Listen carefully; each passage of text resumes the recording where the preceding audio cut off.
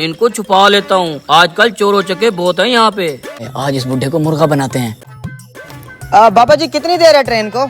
पता नहीं बेटा, मैं भी ट्रेन के इंतजार में बैठा हूँ। तो कहाँ जा रहे हैं आप? मैं तो शहर जा रहा हूँ किसी काम से। हम भी शहर ही जा रहे हैं। अच्छा बेटा। यार ट्रेन तो 2 घंटे लेट है, हमें बस या रिक्शे पे जाना पड़ेगा।